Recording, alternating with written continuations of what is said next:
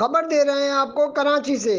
کراچی میں پولیس نے عوام کو اپنا نوکر سمجھ لیا ہے۔ کراچی کے علاقے ڈسٹرکٹ ایسٹ میں تھانہ گلشن اقبال میں یونیورسٹی روڈ سندھ بینک کے پاس کچھ مزدور اپنی روزی روٹی کے لیے وہاں پر اپنی مزدوری کرتے ہیں۔ آئے دن پولیس کی موبائل ان سے گاڑی کی صفائی وغیرہ کا کام کرواتی ہے، جو کہ بالکل فری کرواتے ہیں۔ جب کوئی ان سے چارجز مانگتا ہے تو ان کو تھانے وغیرہ کا ڈر دیتے ہیں اور وہاں سے بھی بھگا دینے کی دھمکیاں دیتے ہیں۔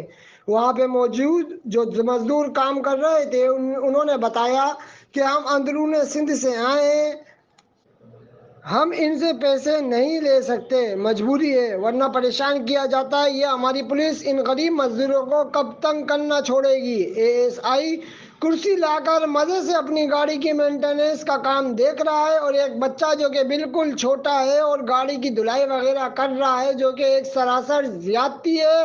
ایک طرف حکومت بچوں سے مشقت کے کام پہ بندش لگائی ہوئی ہے اور ایک طرف یہ قانون کے محافظ اپنے سامنے بچوں سے مشقت کا کام کروا رہے ہیں۔ عوام جناب آئی جی صاحب سندھ اور وزیر اعلیٰ سندھ جناب مراد علی شاہ صاحب سے درخواست کرتی ہے کہ ان غریب عوام کو اس ظلم سے نجات دلائی جائے۔ سلیم الدین سولنگی، آزاد ریاست نیوز، کراچی۔